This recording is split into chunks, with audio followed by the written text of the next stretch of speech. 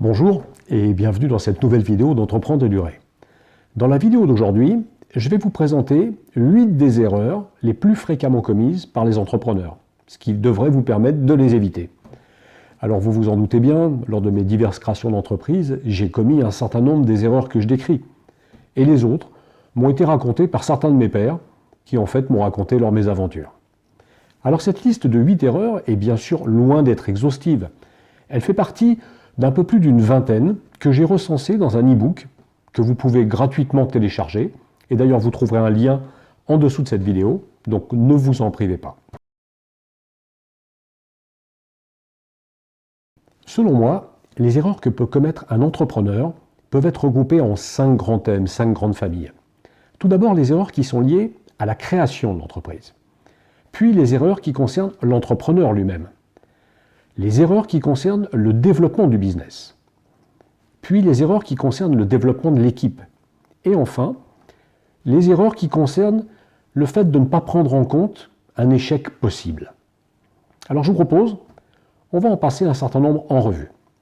Erreur numéro 1, ne pas connaître le marché que l'on vise. Alors cela peut paraître curieux, mais souvent l'entrepreneur ne connaît pas si bien que ça son marché. Soit parce qu'il ne dispose que d'une compétence technique dans le domaine, soit parce qu'il vient d'un autre secteur et qu'il pense pouvoir appliquer les clés qu'il connaît et qu'il maîtrise au nouveau marché qu'il vise. Les conséquences. Eh bien, vous risquez de consacrer beaucoup de temps et d'énergie à concevoir puis à lancer un produit ou un service dont personne ne voudra vraiment. Ou bien peut-être est-il déjà obsolète car vous ne connaissez pas vraiment vos concurrents et ce qu'ils proposent déjà. Il vous sera en outre plus difficile de comprendre pourquoi un produit ou un service ne marche pas et donc de corriger ce qui ne fonctionne pas. Et finalement, vous risquez de ne pas vous adresser à la bonne cible, ou bien vous allez sous-estimer les coûts de production, de commercialisation, de communication. Alors, quelques conseils.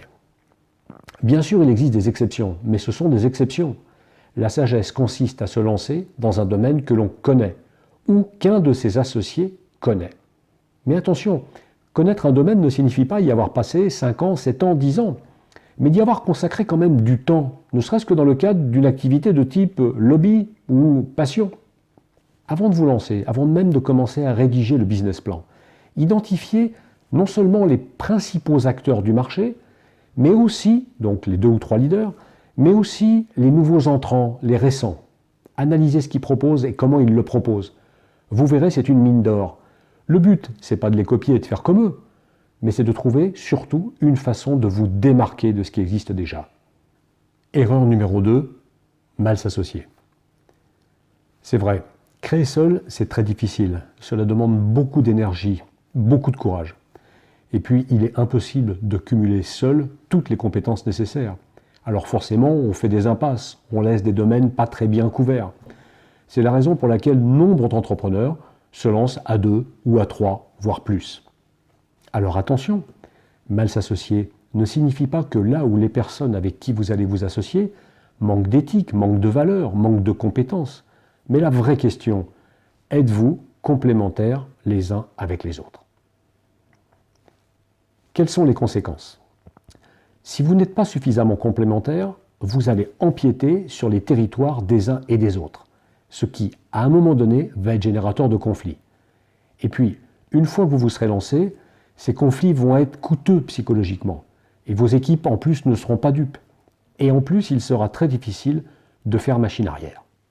Quelques conseils. Tout d'abord, abordez le sujet avec vos autres associés potentiels avant la création. Identifiez avec précision vos terrains de jeu réciproques. Identifiez aussi vos éventuelles zones de recouvrement. Elles peuvent bien sûr exister, elles existeront, mais elles ne doivent pas être trop nombreuses ni trop vastes. Deuxième conseil. Si vous vous associez à plus de 2, rappelez-vous qu'en cas de conflit, il y aura la règle bien connue du 2 contre 1.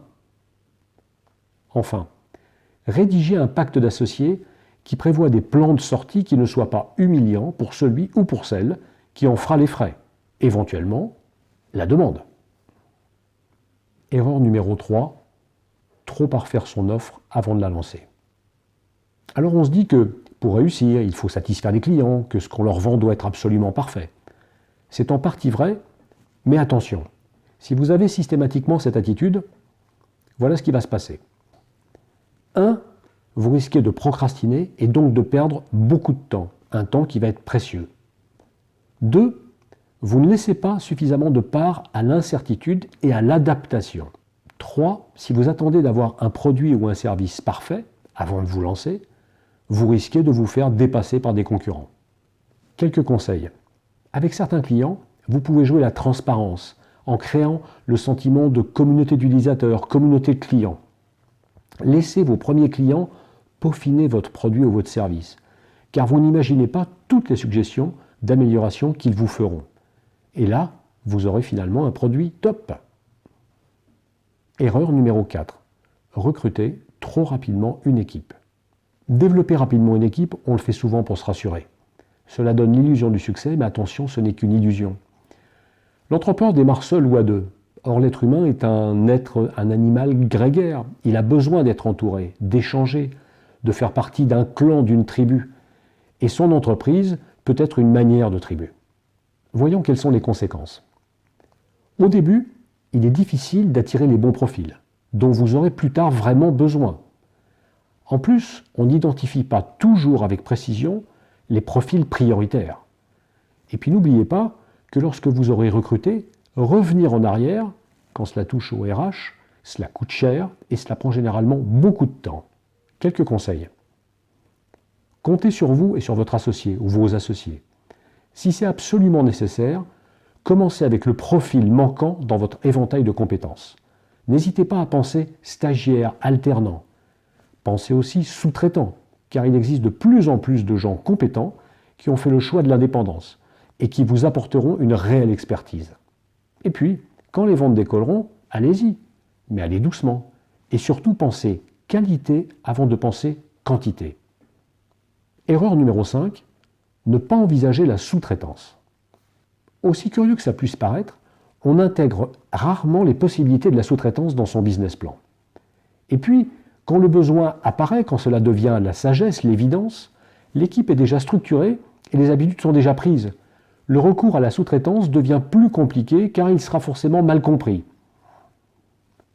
Les conséquences. J'en vois au moins 2. Tout d'abord, certaines compétences sont peu nombreuses, donc chères, et leur présence à temps plein dans votre entreprise ne se justifierait pas. Cela relèverait d'un gaspillage de ressources qui, rappelons-le, par essence, vous sont limitées. Deuxième conséquence. Vous vous priverez d'idées que sont susceptibles de vous apporter vos sous-traitants. En effet, ceux-là collaborant avec plusieurs entreprises, ils ont une vision enrichie de leur domaine de compétences et sont donc source d'idées. Quelques conseils.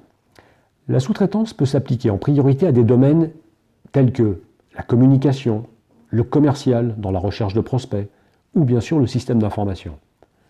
En forçant le trait, on pourrait dire qu'il faut envisager de sous-traiter tout ce qui n'est pas dans le cœur de votre métier, de votre business. N'oubliez pas d'intégrer le principe de la sous-traitance dès le début dans votre business plan. Erreur numéro 6, ne pas s'organiser. Alors à la différence d'un salarié, un entrepreneur touche à tout. La vente, la production, les finances, la RH, l'administratif. Et en général, il n'est pas habitué à ça. À cela va s'ajouter la remontée des problèmes. N'oubliez pas, vous allez être désormais en haut de la pyramide. Et les problèmes adorent les sommets. Alors, les prendre en compte, les résoudre, va perturber fortement votre plan d'action et risque de vous détourner de vos priorités. Les conséquences. Très vite, on ne va plus faire la différence entre ce qui est important et ce qui est urgent. Des points importants risquent de passer à la trappe ou sont remis au calendrier grec. Le risque est de fonctionner en mode LIFO, last in, first out. Le dernier problème arrivé sera le problème traité. Et puis petit à petit, en perdant pied, on s'épuise un peu. Alors quelques conseils. Vous avez à disposition pléthore de solutions, pléthore d'outils qui peuvent vous faciliter la vie, vous aider, alors ne vous en privez pas. Une première chose, évitez de saturer votre mémoire, notez. Alors par exemple, vous pouvez utiliser un logiciel de type Evernote, que vous installerez bien sûr sur votre PC et aussi sur votre smartphone. Deuxième chose, gardez à tout moment une vision globale de votre business qui puisse être facilement détaillée.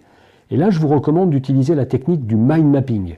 Il existe des solutions soit gratuites comme iMindMap ou pas très chères comme Mind Manager ou Xmind. Utilisez un logiciel qui vous permet de planifier vos tâches en leur attribuant des priorités. Septième erreur, se lâcher. En clair, se payer un tour du monde en famille pour fêter le premier devis et une Porsche Cayenne pour fêter la première commande. Alors bien sûr, vous allez dire avec ces deux exemples, je force le trait. Mais croyez-moi, dans ma carrière d'entrepreneur, j'ai vu des exemples très étonnants. En fait, c'est plus insidieux qu'il n'y paraît. Vous disposez maintenant de la carte de crédit de la société, par exemple, et il est tentant de s'en servir plus que de raison. Alors les conséquences, c'est évident. Cela paraît au moins évident. Mais si vous confondez chiffre d'affaires et résultat, état du compte en banque et trésorerie, cela va vite se compliquer. Et puis pensez aussi à l'effet négatif que cela aura sur votre équipe. L'image de la grosse berline que vous allez vous payer avec le compte de la société. Alors quelques conseils. Payez-vous dès le départ, mais peut-être avec le plus petit salaire de votre boîte, soit pendant 6 mois, 1 an, voire plus. La suite ne tiendra qu'à vous.